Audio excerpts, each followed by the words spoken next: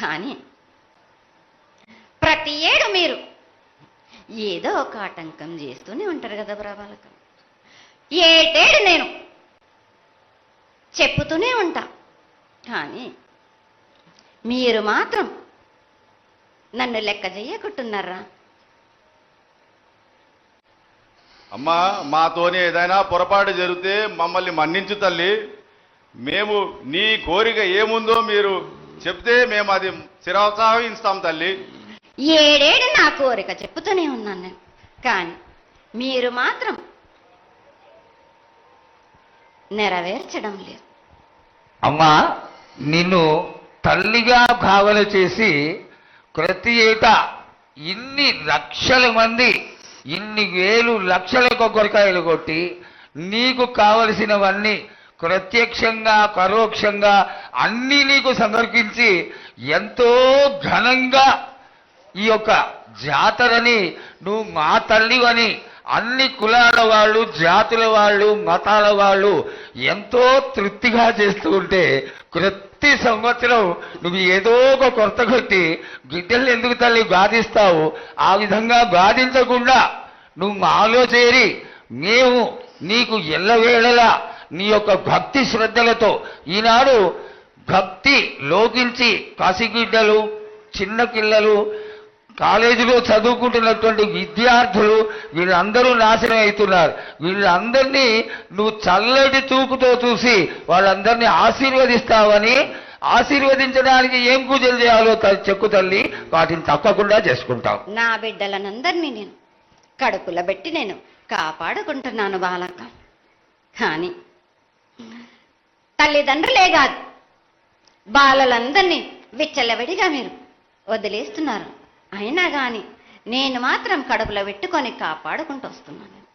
కానీ ఏటేటుగా నాకు బండి గిరంత కాకున్నా కానీ గోరుమంతమంత కానీ నాకు మాత్రం ఇయరా బాలక్క.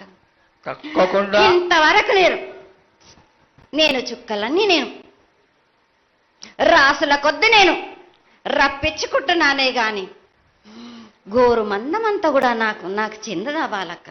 అమ్మా, ఎంత చుక్కలు వచ్చినా గాని మీరు అరగించినా గాని నా కడుపులో పెట్టుకొని నేను కాపాడుతున్నా. నా పూజలన్నీ నాకు సక్రమంగా జరిపించాలి. బండగిరంతా నేను కోరుకుంటున్నాను గాని అయినా మీరు నా బాలులే అని నేను గోరు మందమంతే కదరా బాలక. నాకు రక్తం చూపించమనిగా నాలుగు కాల పెద్ద జీవం కాకున్నా గాని చిన్నది మాత్రమైనా చూపించలేరా బాలక. ఏడు ఏడు నేను ప్రతి ఏడుకి ఏటికేటికి నేను నా కొల్లారికి నేను చుక్కలు రప్పించుకుంటూనే ఉన్నా. నేను ఇంతవరకు కూడా నాకు చూపించడలే, మీరు ఆరగించడానికే కదరా బాలక. అమ్మా, నీ ప్రసాదంగా ఆరగిస్తారే తప్ప అది దాని మీద ఉన్నటువంటి వ్యామోహంతో కాదు తల్లి. కానీ మొట్టమొదటి ఒక మాట చెప్పా తల్లి, ప్రత్యక్షంగా కానీ పరోక్షంగా కానీ నీకు జరిగే ప్రతి పూజ నేను దగ్గరుండి చేయిస్తున్నాను తల్లి. నువ్వు సంతోషించి ఆనందించి మమ్మల్ని ఆశీర్వదించాలే తప్ప నీ కోపాన్ని తెలియజేయరా తల్లి. నా కోపానికి మీరు బలి అవుతారు బాలక్క. నేను కోపం చూపించడలేదు, నేను కోరుకుంటున్నాను. నేను నా బాల బాలికలందరినీ కాదు మీ అందరినీ కూడా నేను నా కడుపులో పెట్టి కాపాడుకుంటున్నాను. కానీ నేను ఇంత చుక్కలు రప్పించుకున్నా గాని నాకు సక్రమంగా నాకు పూజలు జరిపించండి బాలక. నేను వేడుకునేదే కాదు, నేను ఆజ్ఞ చేసిందంటే నేను నా కన్ను ఎర్ర చేసిందంటే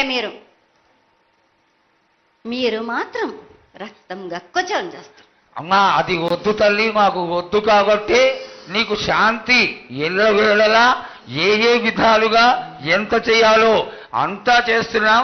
శాంతిగా నువ్వు మా మనసుల్లోకి చేరి అన్ని పూజలు చేయించుకో తల్లి. అదేవిధంగా ఈరోజు మన దేశంలో విచిత్రంగా మరణాలు ఎక్కువైపోయినాయి.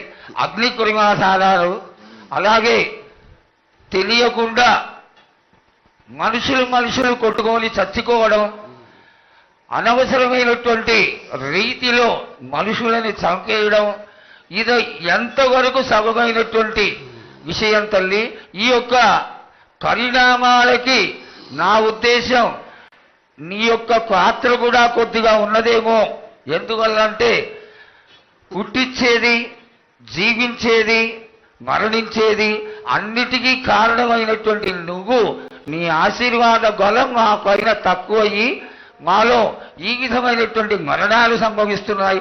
ఇవి జరగకుండా నువ్వు మళ్ళా ఉత్తరోత్తర ఈ విధమైనటువంటి ప్రమాదాలు జరగకుండా కాపాడాలని, ఆశీర్వదించాలని వేడుకుంటున్నాం.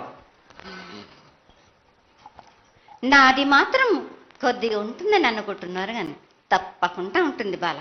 కానీ కాలం తీరిందంటే తప్పనిసరిగా ఎవరేది అనుభవించాలో అది తప్పనిసరిగా అనుభవిస్తారు బాలకు. నేను మాత్రం దానికి అడ్డురాను బాలకు. నా అయ్య చెప్పింది అయినా కానీ తప్పనిసరిగా పాటించాలి అని. కానీ మీరు కూడా నాకు సంతోషపెట్టడమేగా, సక్రమంగా పూజలు జరిపించండి, కొద్దిగైనా నాకు రక్తం చూపించండి.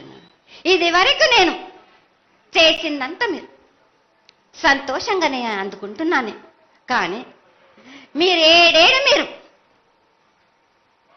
వాగ్దానం తీసుకుంటారు కానీ మీకే సరిపోతున్నాయి కదా. అట్లా ఏం లేదు తల్లి.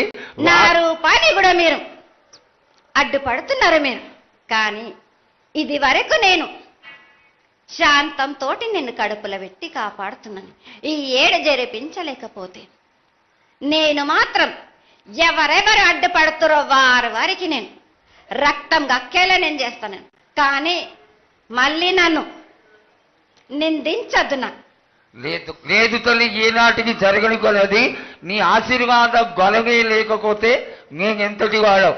పూజలు పునస్కారాలు నీకు ఆనందపడేటువంటి విషయంగా ఖచ్చితంగా చేయిస్తాను తల్లి. అదేవిధంగా నా బాలులందరికీ ఒకటి విజ్ఞప్తి చేస్తున్నాను బాలక్క.